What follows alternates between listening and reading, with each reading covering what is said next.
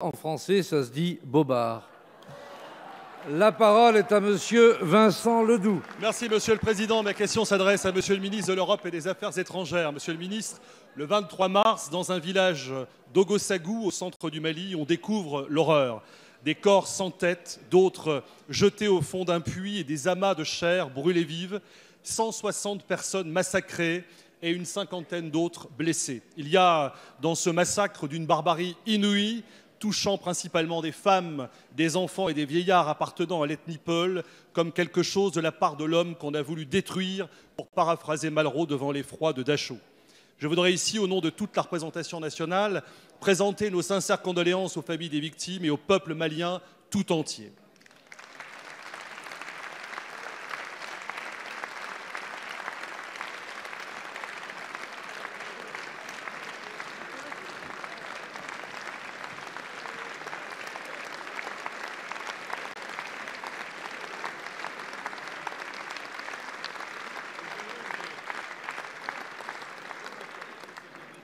Cette crise multidimensionnelle, conflit ethnique et foncier sur fond de terrorisme, déstabilise toute cette région.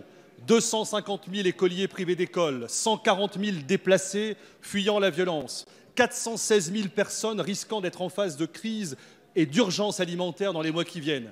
Après avoir appréhendé et puni les auteurs du massacre de Ogosagou, le Mali aura besoin de l'aide internationale pour réformer son système de sécurité, car le défi majeur est de faire en sorte que les populations que l'État a le devoir de protéger aujourd'hui ne deviennent pas celles qu'il devra combattre demain.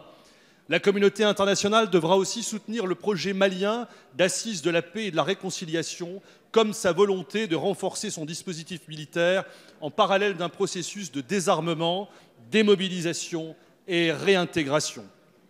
Monsieur le ministre, merci de nous préciser les actions que mène et compte mener la France, mais aussi la France et ses partenaires européens en faveur de nos amis maliens.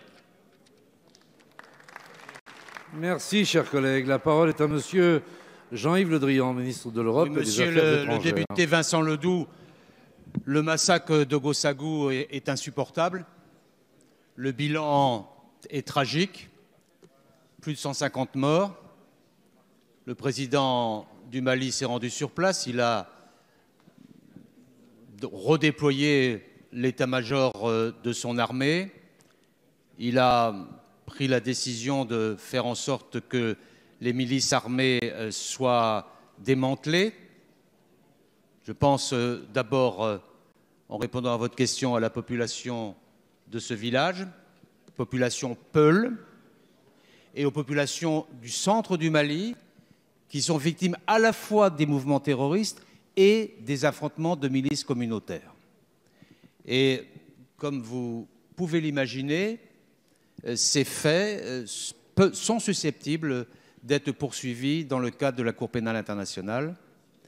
Et la procureure de la Cour pénale internationale a délégué une mission qui va se rendre au Mali cette semaine pour identifier les faits. Une fois dit cela, il importe de prendre des mesures.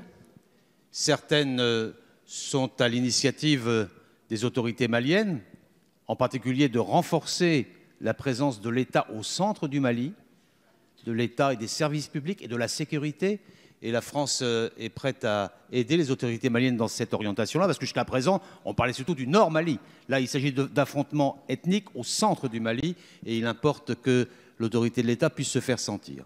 Il importe aussi que la MINUSMA puisse accomplir totalement sa tâche avec le soutien de la communauté internationale, et que les missions de protection de la population, au-delà même de la sécurisation et de la mise en œuvre des accords d'Alger, puissent être assurées par la MINUSMA. Et enfin, monsieur le député, je présiderai après-demain le Conseil de sécurité à New York, avec pour centre de la question malienne dans toutes ses dimensions, en présence du Premier ministre malien. Merci, monsieur.